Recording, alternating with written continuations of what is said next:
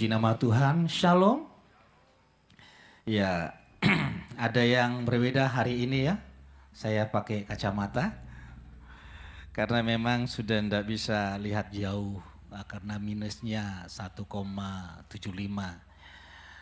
Sebenarnya pingin sih yang dekat itu bisa dilihat gitu. Jadi kalau lihat gini rabun harus dibuka. Progresif. Nah kalau saya pakai dua-duanya, kepala saya nggak kuat, langsung pening.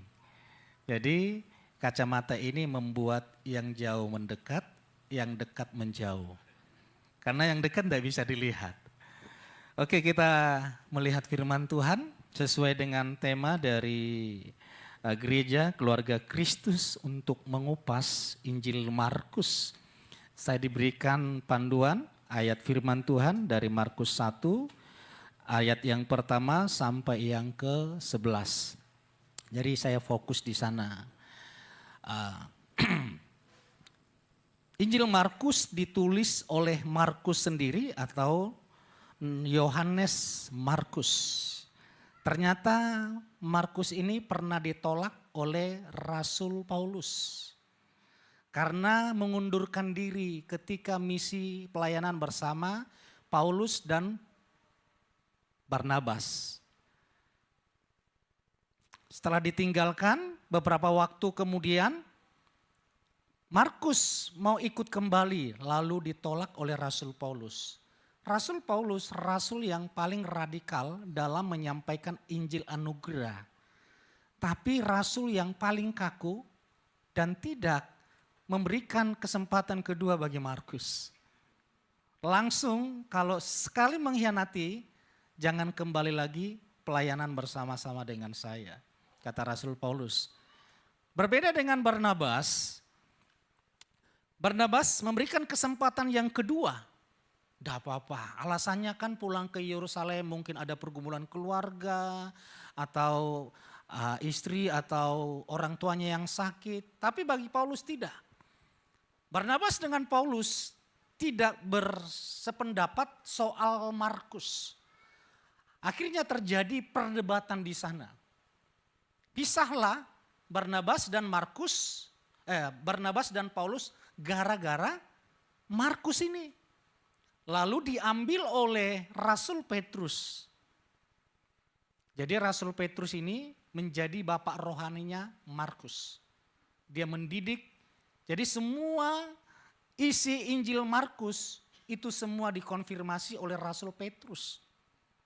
Diambil dari khotbah-khotbahnya Rasul Petrus.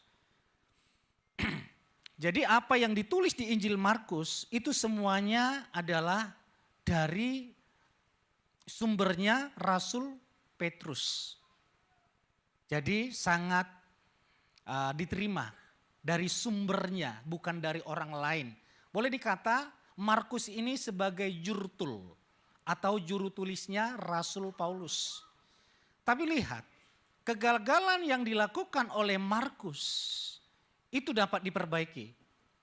Kalau kita baca di 2 Timotius 4 ayat yang ke-11 dikatakan, carilah, panggillah Markus. Dia adalah orang yang paling aku butuhkan. Akhirnya sebelum akhir hidup Rasul Paulus mengakui pelayanan Markus. Dia salah satu tim misi yang paling sangat dibutuhkan. Bapak Ibu, tidak ada kata gagal selagi kita masih bernafas. Amin. Selalu ada kesempatan. Nah, baru masuk kita ke Injil Markus, permulaan Injil Yesus. Ini judul yang saya sampaikan. Mari kita baca.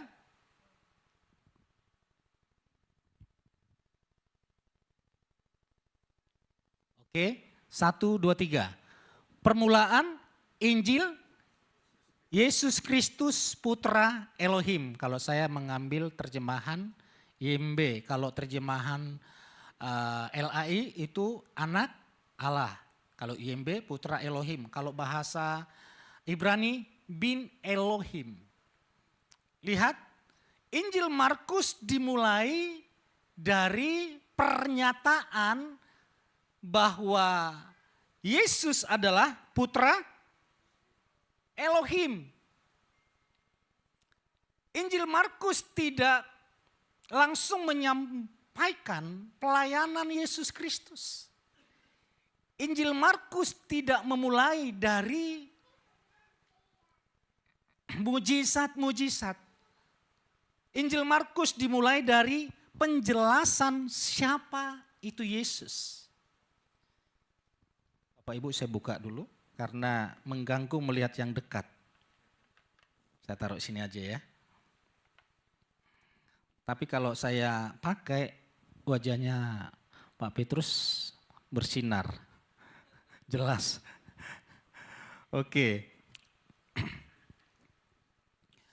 Bapak Ibu bersyukur punya gereja yang punya misi betul.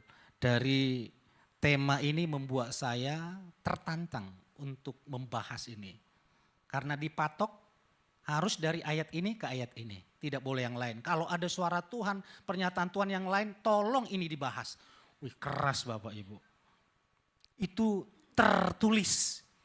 Jika pengkhotbah mendapatkan sesuatu atau menyampaikan sesuatu mungkin dari Tuhan, suara Tuhan apapun, tolong tetap dibahas ini. Repot kalau tidak kan? Nanti Tuhan yang mana? Tuhan yang ini sudah jelas berbicara, Tuhan yang ini ngomong lagi jelas berbicara, Tuhan kita satu suara. Sama-sama kita baca. Lihat, ungkapan anak Elohim tidak dapat dipahami secara sederhana sebagai gelar kehormatan. Melainkan sebagai konsep teologis yang kaya makna, historis, linguistik, dan ontologis. Mari kita lihat, anak Elohim yang dimaksud dalam perjanjian lama itu apa? Karena kita harus jelas mengenal Yesus. Pertobatan tanpa mengenal Yesus bukanlah pertobatan yang dimaksud oleh Kristus. Karena menurut perjanjian lama, kebenaran kami itu seperti kain kotor. Gak ada gunanya kebaikan, kebenaran tanpa mengenal Yesus. Bahkan dikatakan umatku binasa karena tidak mengenal aku.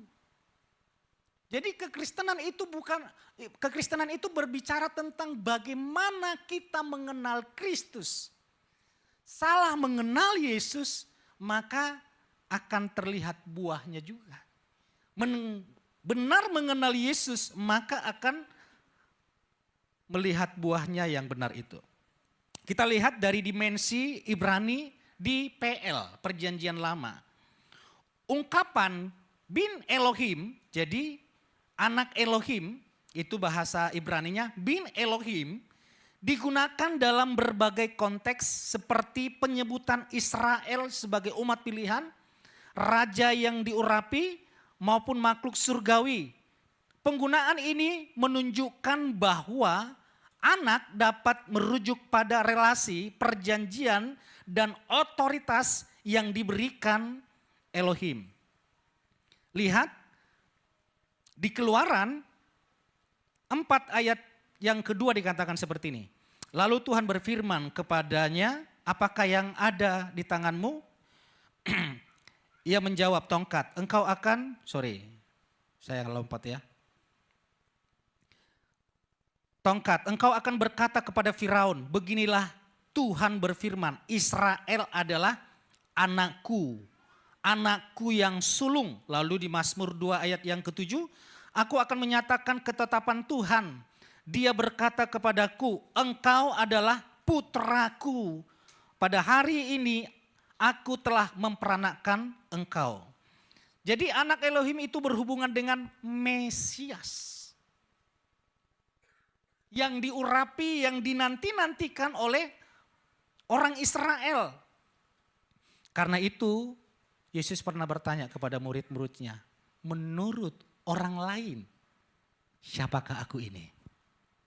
Menurut agama tetangga, Yesus berkata Yesus itu adalah nabi. Kan menurut orang lain, siapakah Yesus itu?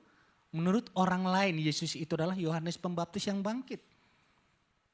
Menurut tetangga Yesus itu adalah Nabi Elia.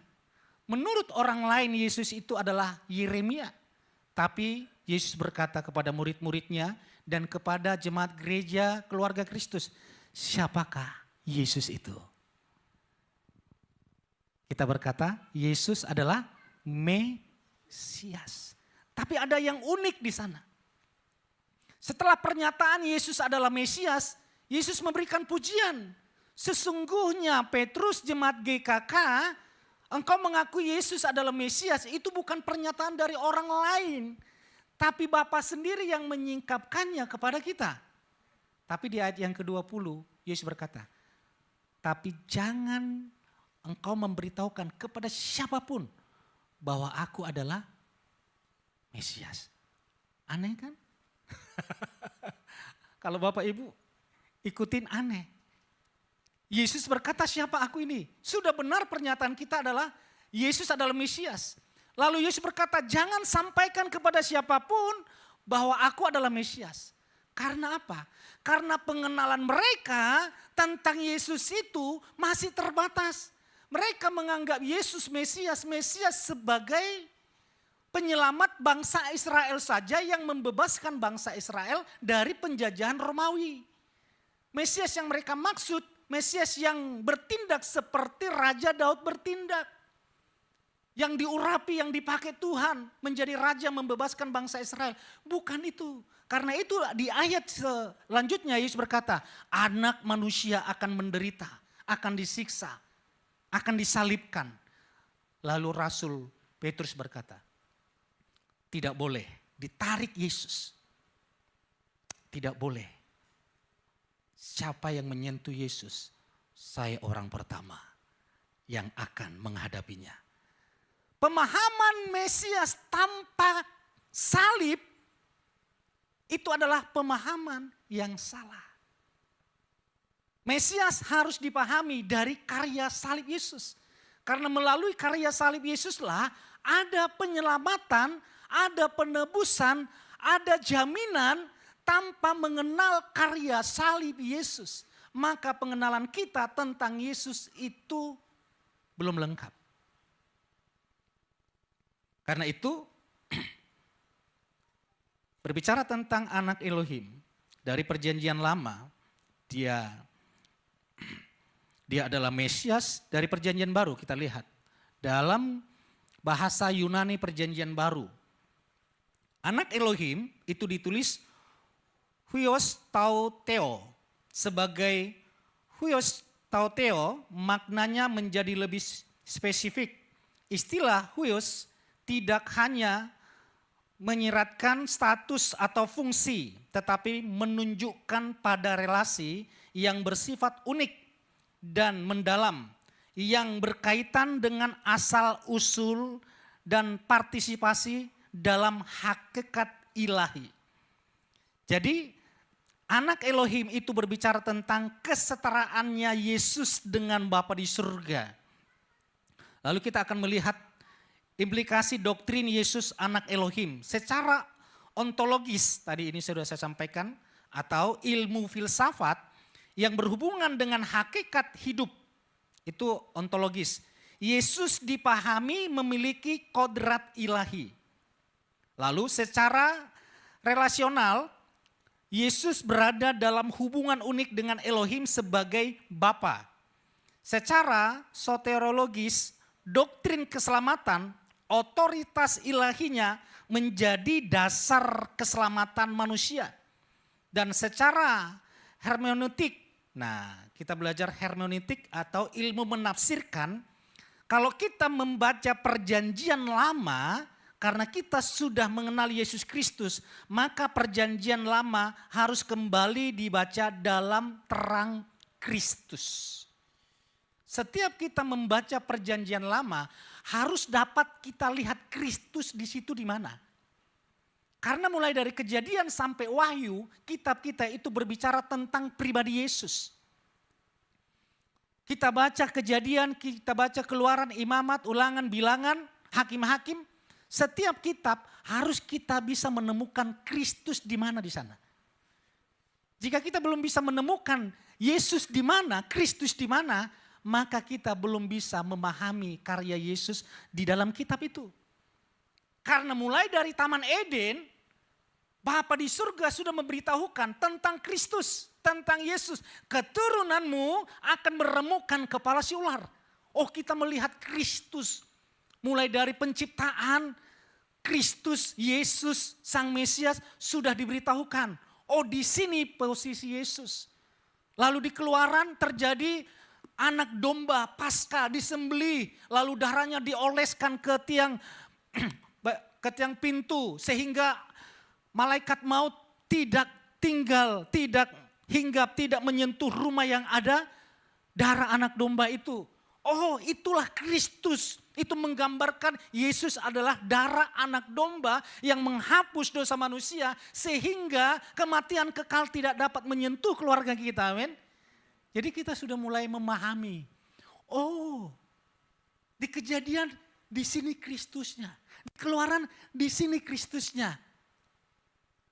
Karena Kejadian sampai Wahyu harus berbicara tentang Yesus Kristus. Jadi sebenarnya Injil Matius sebelum mengupas lebih dalam, dia menyampaikan posisi Yesus sebagai anak Elohim yang berotoritas, tapi rela datang ke dunia, menderita, disiksa. Dia adalah penguasa alam semesta, dia adalah pencipta. Di kitab Wahyu dikatakan, akulah Alfa dan Omega, yang awal dan yang akhir. Di Wahyu 1 ayat 18 dikatakan, akulah yang hidup, aku pernah mati, namun aku hidup untuk selama-lamanya. Kunci alam maut dan kematian ada di tangan Yesus. Dialah penguasa alam semesta. Jadi pengenalan kita tentang Yesus akan semakin progres. Semakin kita mengenal Yesus, semakin kita menikmati karya salib yang sudah tersedia bagi kita. Mari kita berikan tepuk tangan bagi Tuhan kita.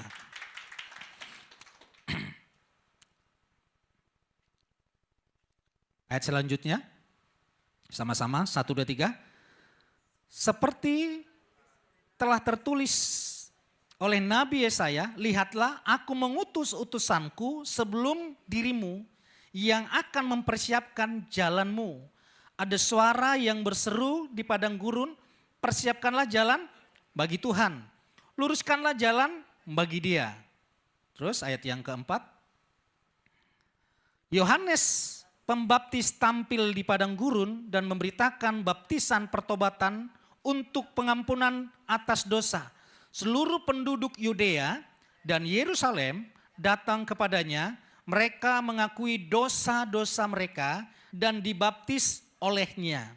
Setelah kita mengenal Yesus Kristus secara pribadi dengan benar, maka langkah berikutnya adalah seruan pertobatan. Mengenal Yesus itu harus direspon dengan seruan pertobatan. Mengenal Yesus sebagai anak Elohim berarti mengakui bahwa bahwa manusia tidak mampu menyelamatkan dirinya sendiri. Manusia butuh Yesus, manusia butuh Tuhan untuk menyelamatkannya. Seruan pertobatan artinya kesadaran kita bahwa kita ini sungguh-sungguh butuh Tuhan. Seruan pertobatan harus menyadari bahwa kita tidak mampu tanpa Tuhan. Saya setiap doa pagi saya selalu sampaikan ke jemaat. Orang yang berdoa itu orang lemah. Orang yang tidak berdoa itu orang kuat. Loh, gak kebalik Pastor? Enggak. Orang yang berdoa itu orang lemah. Dia tahu dia tidak mampu tanpa Tuhan. Dia tahu kekuatannya adalah Tuhan. Sehingga dia berkata, segala perkara dapat aku tanggung di dalam Dia. Kekuatan kita adalah Yesus. Tapi orang yang tidak mau berdoa, itu orang yang kuat, merasa dia mampu tanpa Tuhan. Dia bisa sukses tanpa Tuhan. Tapi firman Tuhan berkata, kekayaan itu seperti memiliki sayap, tiba-tiba bisa terbang. Apalagi zaman sekarang ya. Yang kaya tiba-tiba bisa miskin. Yang miskin tiba-tiba kaya. Karena dia menyamar 20 tahun sebagai CEO. Saya ngomong ke istri saya, sayang, kapan kamu menyingkapkan dirimu sebagai CEO? Saya bilang gitu. Kamu terlalu banyak nonton Dracin, dia bilang gitu. Saya percaya banyak orang-orang CEO yang menyamar di sini. Yang akan diberkati Tuhan suatu hari kelak nanti Bapak Ibu diberkati lebih dahsyat lagi supaya nama Tuhan Yesus dipermuliakan. Katakan amin. Kenapa Yesus harus datang ke dunia menjadi manusia? Karena manusia tidak mampu lagi menyelamatkan dirinya sendiri. Manusia tidak dapat lagi membebaskan dirinya dari dosa. Kalau ada dua orang di sini, saya minta berdiri. Lalu dua orang ini kena kasus di sidang dan harus dihukum. Yang menjadi pertanyaannya, apakah salah satu dari yang dua orang ini sudah dihukum dan dipastikan dihukum, apakah dia bisa bebas dengan dirinya sendiri? Harus ada orang lain yang membantu untuk membebaskan dia. Dosa itu adalah utang. Saya rasa sudah pernah saya ilustrasikan di sini. Dosa itu ibarat kita punya utang 1 triliun. Lalu saya yang punya utang 1 triliun. Saya berkata kepada Pak Jasa, Pak Jasa, mulai hari ini karena saya tidak sanggup membayar utang, saya mulai berbuat baik. Dan saya tidak akan berutang lagi. Saya harus mengasihi orang lain.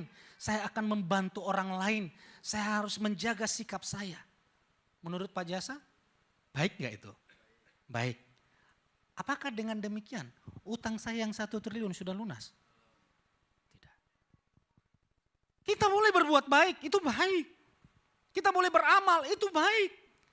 Kita boleh membantu sesama, itu baik. Utang kita mulai kita lahir, mulai dari Adam ada, siapa yang lunasi? Kita tidak mampu melunasinya.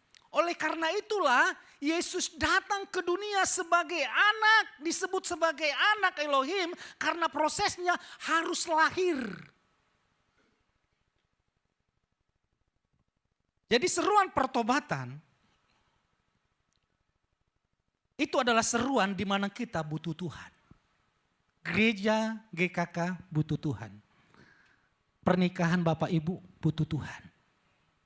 Keluargamu butuh Tuhan. Tanpa Tuhan di dalam pernikahan sangat rawan sekali. Perceraian sangat rawan sekali. Tapi ketika kita sadar akan Tuhan, kita akan takut melangkah, mengambil keputusan yang salah. Ketika suami sadar ada Yesus di pernikahan, ketika istri sadar ada Yesus di pernikahan, maka mereka akan bertindak hati-hati. Tetapi ketika suami atau istri tidak menyadari ada Yesus dalam pernikahannya, ya hidupnya semaunya sendiri. Tapi kesadaran bahwa Yesus ada dalam pernikahanku, Yesus ada di dalam pernikahanku, di dalam rumah tanggaku, di dalam pelayananku, itu yang membuat kita semakin sadar bahwa hanya Yesus yang mampu menyelamatkan, memulihkan, memberkati rumah tangga, keluarga, kehidupan, dan masa depan anak-anak. Katakan amin. Selanjutnya, sama-sama kita baca. Yohanes berpakaian bulu unta dan mengenakan sabuk kulit pada pinggangnya. Dan makanannya adalah tanaman belalang dan madu hutan. Kalau kita baca sekilas ayat ini nggak penting banget. Ngapain itu dikupas? Kalau itu dikupas berarti ada sesuatu yang penting. Kalau kita baca sekilas, ngapain pakaiannya saja harus diberitahukan? Makanannya saja harus diberitahukan? Yesus saja tidak diberitahukan makanannya apa? Tapi Yohanes diberitahukan apa yang penting di sana. Ayo kita baca. Lihat, fokus pada panggilan bukan kenyamanan. Kalau kita menyelidiki latar belakang keluarga Yohanes Pembaptis. Papa Yohanes Pembaptis namanya Sakaria pernah menjabat imam besar. Bukan imam biasa, imam besar. Hanya imam besar yang boleh masuk ke ruang Maha Kudus. Itu pun 1 kali 1 tahun. Dan itu papanya Yohanes. Dan pemegang kunci terutama untuk Yesus disalibkan, salah satunya adalah imam besar. Yang waktu itu. Artinya papanya Yohanes punya relasi untuk Yohanes melayani di bait suci dan untuk menjadi calon imam besar sangat memungkinkan. Tapi dia tahu panggilannya mengikuti Yesus bukan berbicara kenyamanan, bukan berbicara kekayaan, bukan berbicara harta yang besar. Saya bersyukur keluarga Perwata mau mengambil bagian di dalam penggembalaan. Tidak mudah loh menggembalakan. Saya pernah berdiskusi ke Ibu Gembala di sini, Bu Sutin. Gak salah Bu ngambil gembala. Udah nyaman loh. Udah enak loh. Ibu harus menjagai perasaan orang.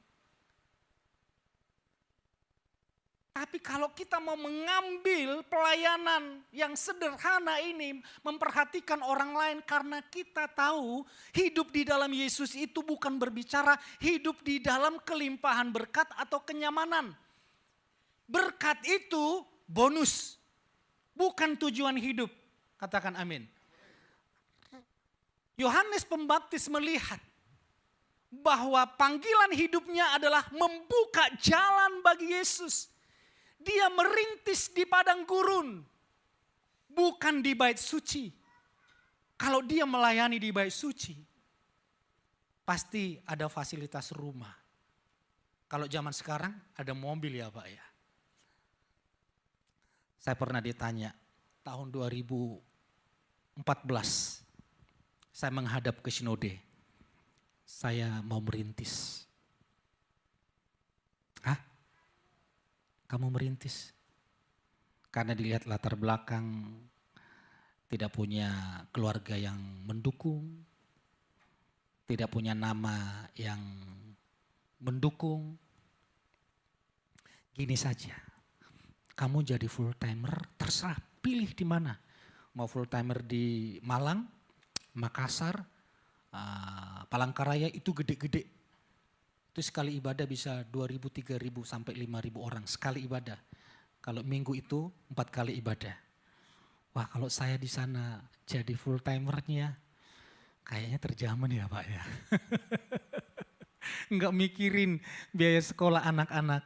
Tapi saya menjawab, saya mau merintis. Orang rebutan loh. Untuk jadi full timer di gereja ini rebutan. Kamu ditawarkan oleh ketua sinode. Bahkan pemilik gereja ini loh. Menawarkan, belum pernah ini terjadi. Izin pastor, saya mau merintis. Sudah ada jemaat? Belum. Sudah ada gereja? Belum. Gila ya orang ini ya. Ya sudah. Kita tahu panggilan kita adalah bukan berbicara kenyamanan. Panggilan Kristen lahir dari pertobatan dan diwujudkan dalam ketaatan. Karena itu hidup beriman tidak ditentukan oleh kenyamanan, melainkan oleh kesetiaan pada jalan Tuhan. Pertobatan tidak membawa manusia pada kenyamanan diri, melainkan pada ketaatan penuh di jalan Tuhan. Kenapa ya? Ibu Sutin, saya sudah rajin melayani, rajin beribadah, kok masih banyak badai ya? Kalau Ibu Sutin mau bercerita, aku juga banyak. Cuman kan gak mungkin Ibu Gembala cerita ke jemaat. Aku juga banyak, aku juga stres. Tapi Ibu Gembala itu sering sekali. Oh seperti ini, padahal dia juga butuh. Orang berpikir, kalau sudah berdoa sungguh-sungguh tidak ada masalah lagi. Kalau sudah melayani tidak ada masalah lagi. Cuma satu tempat hidup tanpa masalah. Tempatnya adalah, ada yang mau cepat-cepat ke surga? Berarti semuanya masih ingin hidup bersama masalah. Tapi percaya, masalah tidak akan pernah dapat menghancurkan hidupmu. Masalah menjadi kesempatan bagi kita untuk kemuliaan Tuhan dinyatakan. Selalu terjadi anak-anak Tuhan, baik di dalam kitab suci, orang yang sungguh-sungguh percaya kepada Yesus, percaya kepada Tuhan, orang yang selalu langganan masalah. Siapa yang tidak mengenal Daud? Langganan masalah, tapi langganan mujizat. Siapa yang tidak mengenal Musa? Siapa yang tidak mengenal Yusuf? Masalahnya besar, tapi Tuhan kita jauh lebih dahsyat. Katakan amin. Tepuk tangan bagi Tuhan kita. Kita lihat satu kisah, ini seorang Barabas yang memerankan namanya Pietro Sarubi. Kita lihat, perhatikan Bapak Ibu. Nanti akan saya kupas sebentar. Bisa diklik nggak, di enter di sana supaya muter.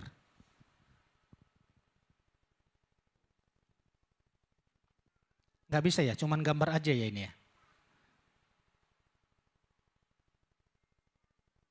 Nggak bisa. Oh, programnya nggak bisa. Oke. Jadi kalau Bapak Ibu nanti lihat di film ini, khusus Barabas mau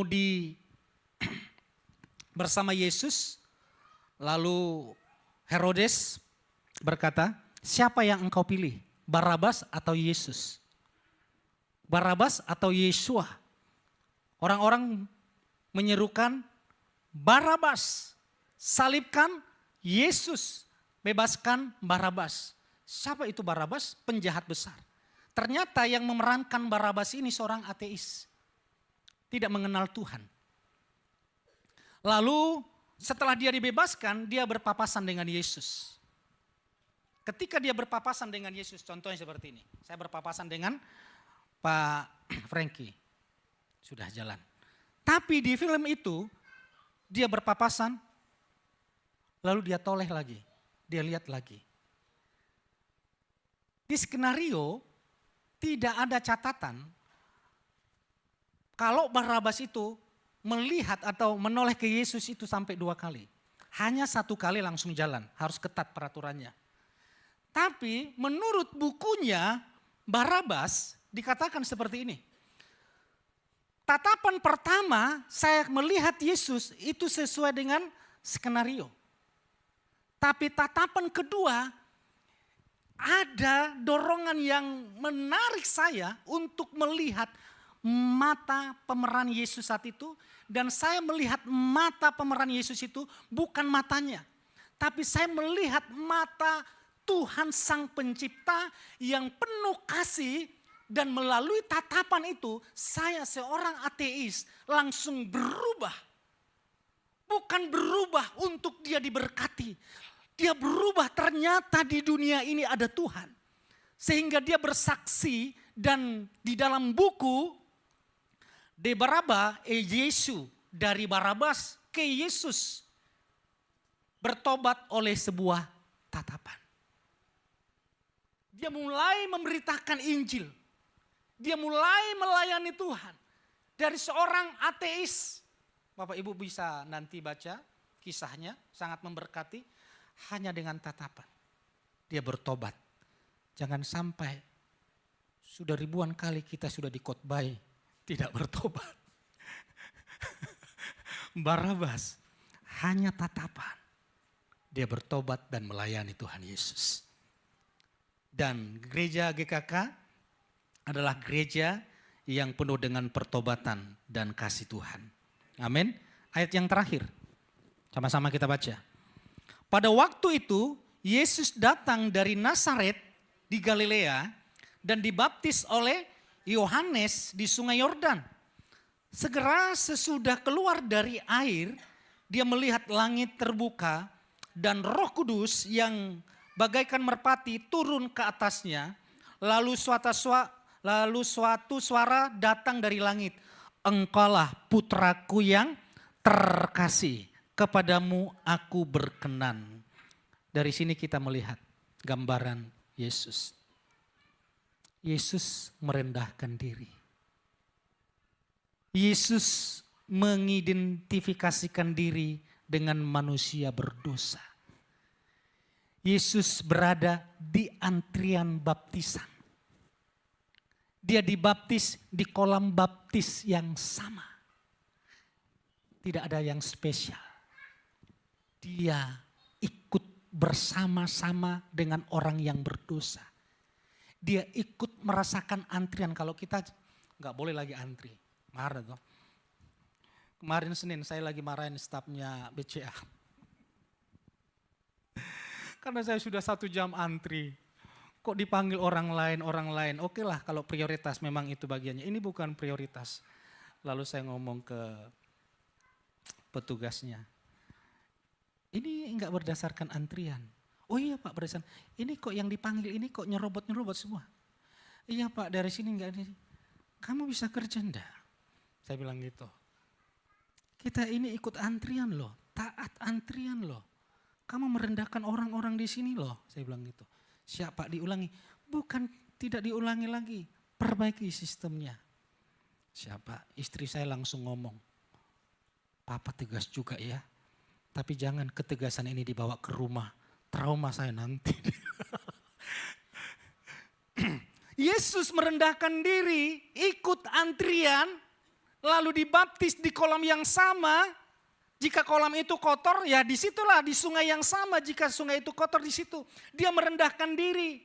Yesus yang adalah Elohim, rela berdiri dalam antrian yang sama dengan orang-orang berdosa dan masuk ke dalam air yang sama. Menunjukkan bahwa Yesus datang untuk menanggung dosa manusia. Kita masuk ke kesimpulan. Pemain musik boleh maju ke depan. Sama-sama kita baca, 1, 2, 3. Mengenal Yesus sebagai anak Elohim dimulai dari kesadaran akan dosa. Kesadaran dosa yang membutuhkan penebus, menuntun pada pertobatan yang nyata. Bukan formalitas rohani. Jadi jangan bangga formalitas rohani atau jabatan rohani. Karena